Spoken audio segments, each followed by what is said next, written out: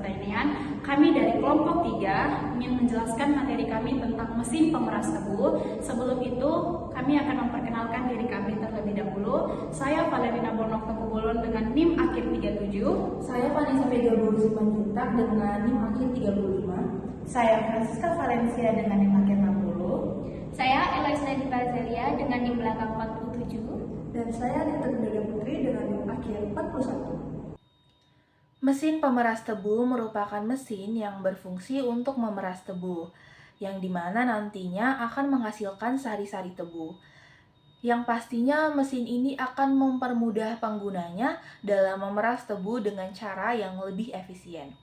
Adapun komponen-komponen yang ada di dalam mesin ini, yang pertama adalah kepala penggiling. Dapat dilihat gambarnya di samping saya. Nah, kepala penggiling ini merupakan komponen yang paling penting dalam mesin pemeras tebu. Di dalam komponen ini terdapat roll press. Roll press inilah yang akan memeras tebu-tebu tersebut nantinya. Adapun material yang digunakan untuk roll press ini adalah stainless steel. Lalu yang kedua ada kerangka mesin. Kerangka mesin berfungsi untuk menyongkong segala komponen-komponen yang ada pada mesin tersebut. Yang ketiga ada poros.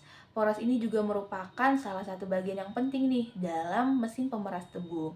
Dia berperan untuk menghubungkan sumber daya energi seperti motor penggerak atau mesin penggerak kepada komponen-komponen yang bertanggung jawab untuk memeras tebu. Adapun dua hal yang perlu kita perhatikan dalam perancangan poros ini. Yang pertama ada kekuatan poros, yang kedua ada kelakuan poros. Yang pertama kekuatan poros. Suatu poros transmisi dapat mengalami beban putar atau lentur atau gabungan antara putar dan lentur.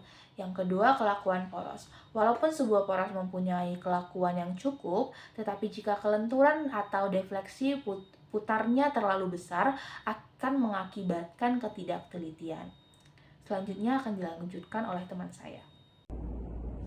Selanjutnya, saya akan membacakan komponen-komponen pada mesin pemeras tebu dari nomor 4 sampai dengan yang ke-6.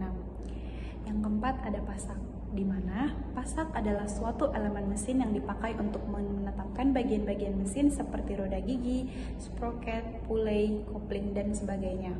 Biasanya, pasak ini digunakan untuk menyatukan elemen-elemen penting pada mesin pemeras tebu untuk memastikan stabilitas dan keamanan selama pengoperasian berjalan. Yang kelima itu ada motor penggerak, di mana motor penggerak pada mesin pemeras tebu menggunakan mesin diesel. Mesin diesel adalah tipe motor bakar pembakaran dalam yang menciptakan penyalaan dan memanfaatkan panas kompresi. Proses ini melibatkan injeksi bahan bakar ke dalam ruang bakar yang kemudian terbakar menghasilkan tenaga yang digunakan untuk menggerakkan komponen-komponen mesin pemeras tebu. Yang keenam ada roda gigi. Roda gigi adalah alat yang menghubungkan dua poros dengan jumlah putaran dan arah posisi sumbu yang berbeda. Roda gigi ini juga berfungsi untuk memperbesar atau memperkecil jumlah putaran antara kedua poros tersebut. Selanjutnya akan dilanjut oleh teman saya. Baik, saya akan meneruskan komponen-komponen dari mesin pemeras tebu. Yang ke-7 ada bantalan.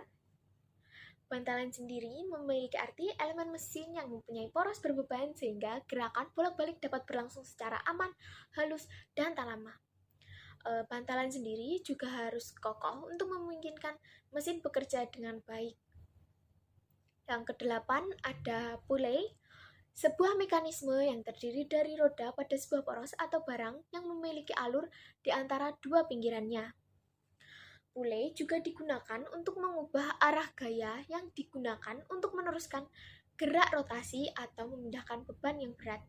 Kemudian yang ke-9 ada V-belt. V-belt sendiri memiliki arti salah satu transmisi penghubung yang terbuat dari karet dan memiliki penampang trapesium.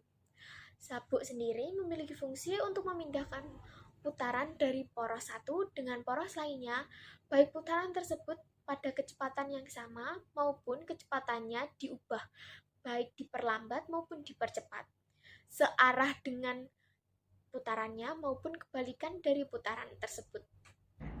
Oke, saya akan menjelaskan tentang hukum fisika pada mesin pemeras tebu. dapat dijelaskan dengan menggunakan prinsip dasar fisika, khususnya yaitu hukum Newton. Saya akan menjelaskan 6 aspek fisika yang berhubungan dengan alat pemeras tebu. Yang pertama yaitu hukum 1 Newton atau sering disebut dengan hukum inersia. Hukum ini menyatakan bahwa suatu benda akan tetap diam kecuali ada gaya yang bergerak beraturan. Pada pabrik tebu, inersia dapat terjadi pada mesin yang mulai bergerak atau berubah kecepatan.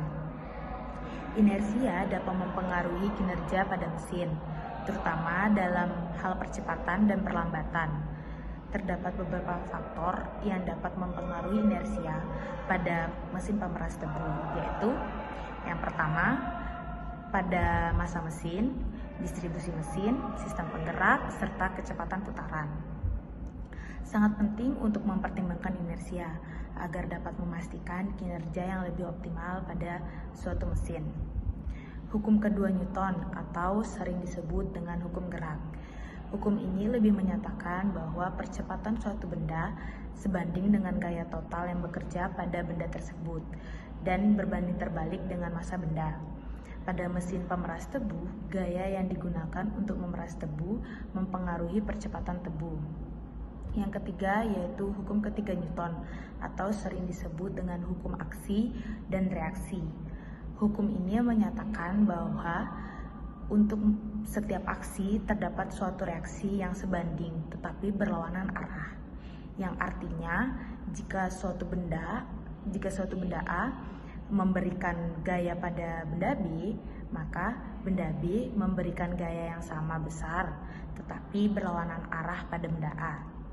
Misalnya yaitu jika kita mendorong tembok akan memberikan gaya yang sama besar tetapi berlawanan arah pada tangan kita. Dalam mesin pemeras tebu, gaya yang dilakukan oleh mesin tebu pada tebu adalah dari tebu ke mesin.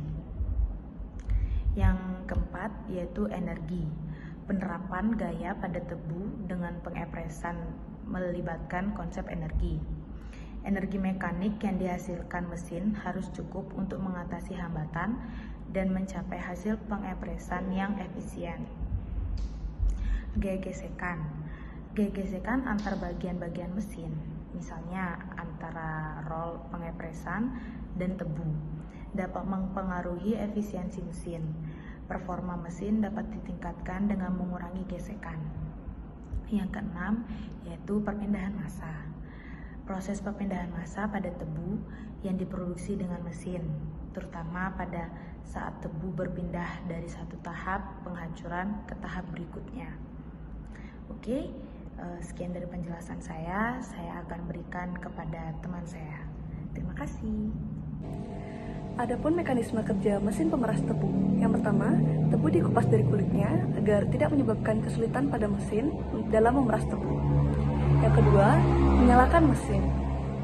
Dalam menyalakan mesin tebu, saluran gilingan akan berputar agar untuk mendapatkan sari tebu. Yang dimana perantara pada mesin ini bersumber dari motor penggerak, yang motor penggeraknya itu menggunakan mesin diesel. Yang ketiga, tebu akan dimasukkan ke saluran gilingan yang dimana tebu yang sudah dikupas dari kulitnya tadi akan diperas dan menghasilkan sari tebu. Selanjutnya, letakkan penyaringan pada saluran keluaran agar sari tebu dapat keluar tanpa sisa serat yang terdapat dalam tebu. Yang terakhir, ada mematikan mesin.